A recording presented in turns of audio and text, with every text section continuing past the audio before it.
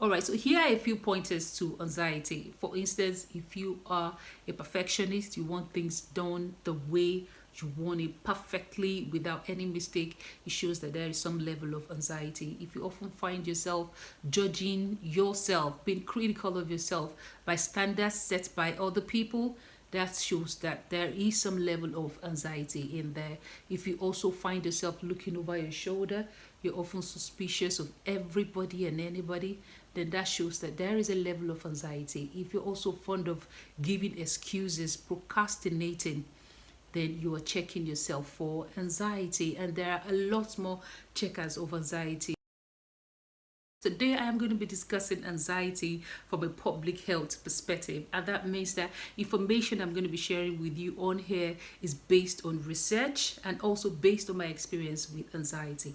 Anxiety is loss of worry, is uneasiness. Anxiety is also what you feel when you are faced with an emergency. Imagine being faced with a deadly snake. That freeze, flight or fight mode your body gets into is anxiety. Anxiety comes in really handy in the face of emergency. However, for some people, anxiety is what they worry about that is not necessarily the current reality. So the symptom of anxiety includes fear, nausea, rumination, which means loss of worry, short of breath, loss of memory, lack of sleep, dry mouth, frequent urination, jittery. Some people experience shuns in their tummy.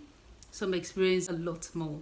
Now, there are different kinds of anxiety. There is the health anxiety, and health anxiety describes a situation where one is afraid of his or her health. And no thanks to COVID-19, COVID-19 has created a high level of health anxiety in people.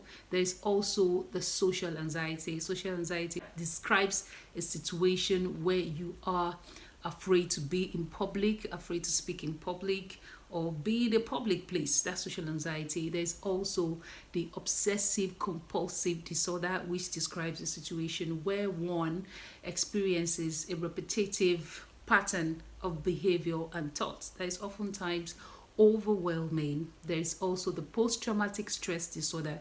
This is stress and anxiety that comes from a traumatic event in one's life. Okay, there is also the panic attack, loss of breath, shortness of breath because of a trigger or because of a fear due to anxiety. All right, there is also the body dysmorphic disorder, and that is where you are sort of concerned, obsessed with the way you look or the way you want to look, and no thanks to the social media depiction of beauty where they depict six-pack, hourglass body shape as the best body type to have.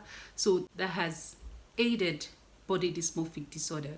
There is also the generalized anxiety disorder, which is the most common form of anxiety, and this is where worry is beyond control. This is where worry is completely out of control. So my intention today is to give you quick tips that would help you either prevent anxiety or help you manage anxiety.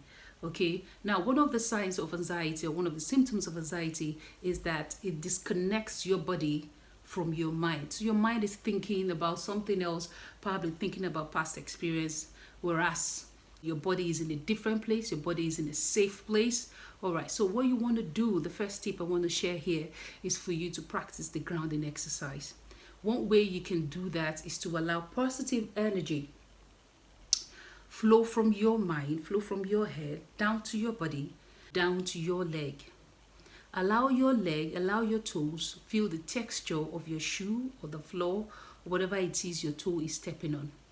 That way your body quickly aligns with your mind, telling you that you are currently in a safe place. You are no longer in that past and you are not in the future, but you are in the present safe place. Another grounding technique you might want to practice is the breathing exercise. So you might want to breathe in at the quick count of 11 and breathe out at the quick count of 9. Now, what that would do for you is that when you are breathing in, you actually engage your parasympathetic nervous system, which is responsible for calmness. So you might want to pause this video and let's practice it, okay? So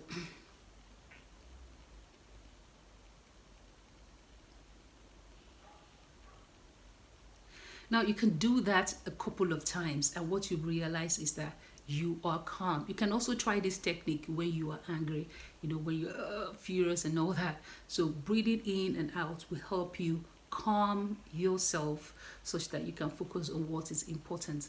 Another technique is for you to face your fear. Facing that thing that triggers your anxiety would make you take power from that anxious feeling, will make you take power from those things that trigger anxiety in you and put it right in your arms. Okay, you cannot manage anxiety by avoiding anxiety.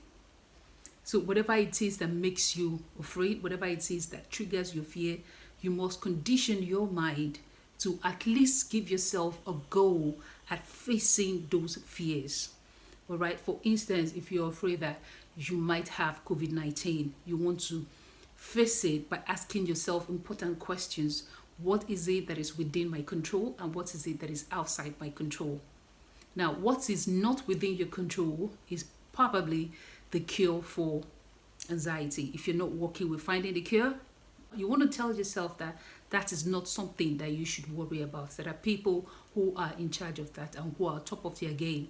What you want to focus yourself with or on is what is within your control. How can I prevent myself from catching COVID-19? And when I begin to feel the symptoms, for instance, what do I do? So focusing your mind on what is within your control would help you feel better. All right, but if you do not face it, for instance, if you do not try to read what COVID-19 is about, the symptoms, and how you would prevent and help yourself from catching it, then you might actually make yourself susceptible to getting the virus. All right, now facing your fear would also help you take baby steps.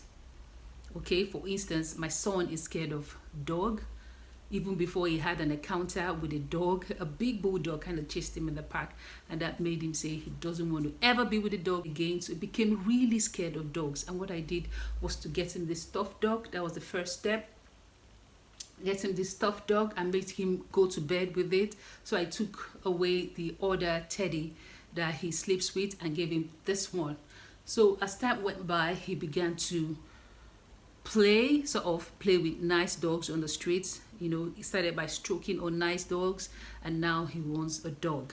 All right, and what helped him also brings me to the next step. You need a buddy. You need somebody that will help you overcome your fears. The person could either be a therapist who takes you through cognitive behavioral therapy, and that's to help you recognize those things that trigger your anxious feeling and also help you walk through those feelings so that you know that you've got absolute control over those triggers. Now, with my son, he had his younger sister. His younger sister is very good with animals. She likes cats, dogs, anything, birds. She's always trying to hug them, trying to hold them. So he has seen the sister play with dogs, and then that motivated him, that encouraged him to have a go as well, and also say, see how nice the dog is to your sister, but I just touch it and say. So he was able to overcome that fear and now wanting to have a dog.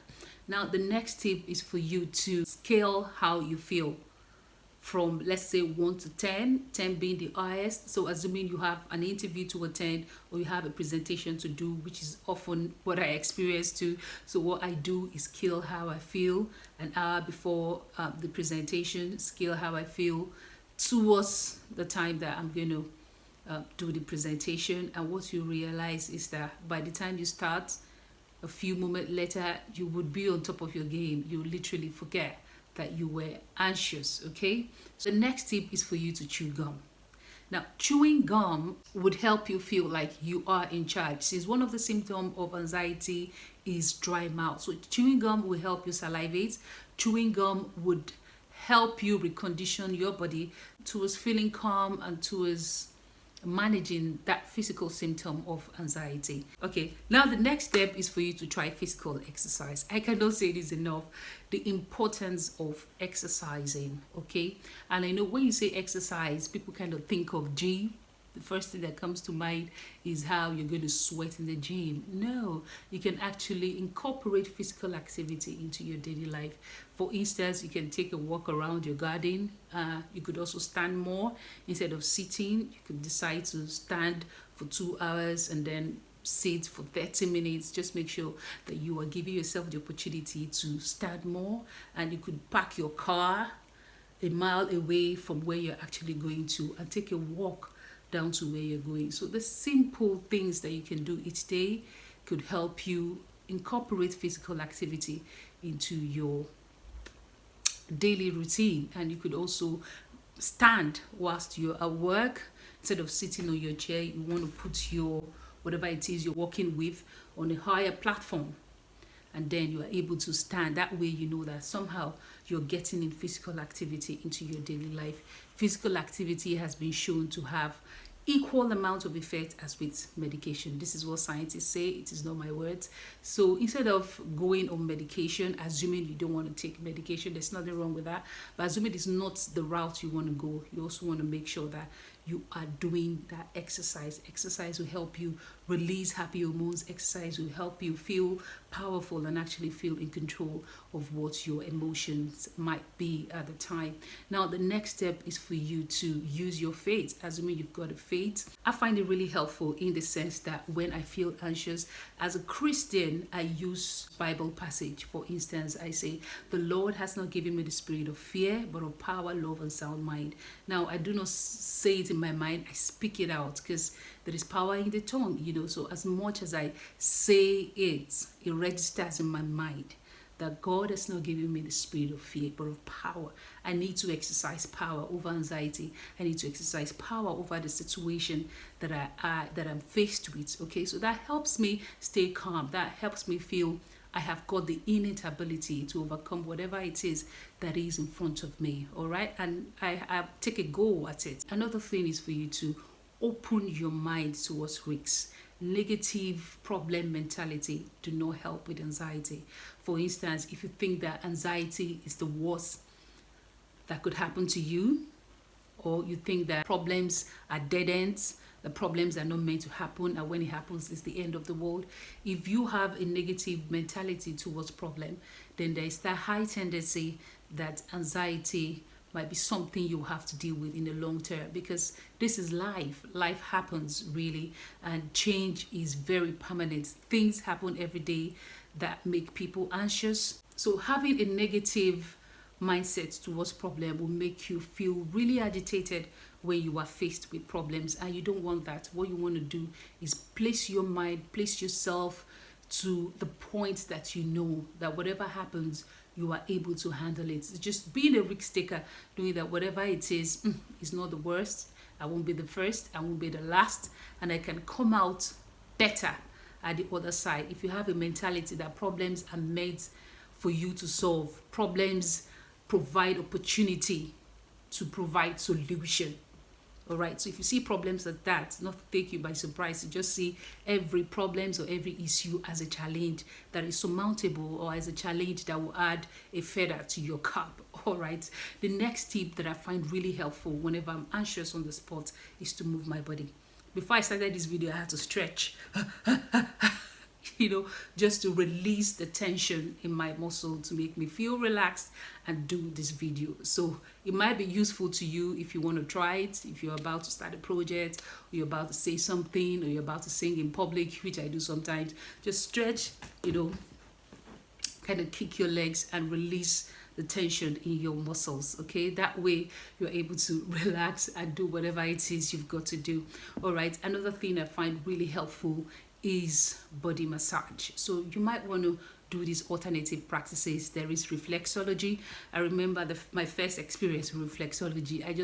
I slept on the bench, literally. I was woken up, come on, it's time to go. So you might want to try reflexology. You might want to try aromatherapy, get lavender oil and what have you, and just kind of inhale it. Aromatherapy is good, body massage is good, and what that does is to align your body with your mind. Take your mind away from those things that triggers anxiety. It just kind of relaxes your muscles as well. All right, the next tip is for you to take probiotics. Probiotics has been proven by scientists, by researchers, to have the effect of reducing your anxiety and stress level by 20%. All right, so you might want to try that, because is quite good. It will help you feel good, takes care of your mental health. So in preventing anxiety, for instance, I don't know if that prevents anxiety, but what you want to try to make sure that you don't get there, or to improve your mental well-being, is just to take probiotics. That's the latest research, and I think it's true. If it's not true, it won't be in the public.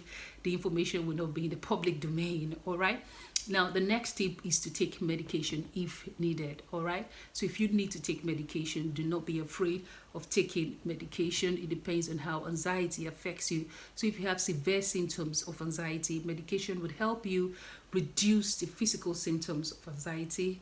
Medications also produces beta blockers, which blocks the stress hormones. So if you experience anxiety at a level that it alters your life, at a level that is life-changing, that you can't really function properly, then you want to see a psychotherapist so that they can prescribe a medication for you. All right, this is where I draw the curtain today. Thank you very much for listening. Please consider subscribing to this channel and also giving this video a thumbs up if it has made sense to you. And also put on the notification bell so that when I post other videos, you will be able to see it. Have a beautiful day and God bless you. And don't forget, whatever it is you're going through, God is in control. He knows about it and He will not let you down. He knows your name. He knows your every thought. Give Him a chance and He will give you peace. Hold on, hang on, don't give up. Calm your nerves. Bye.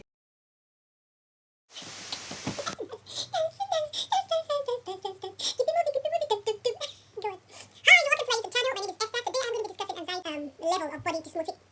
So that has aided body dysmorphia. Alright, there is also the body dysmorphia. I forgot what the next step is. Jesus, bye-bye.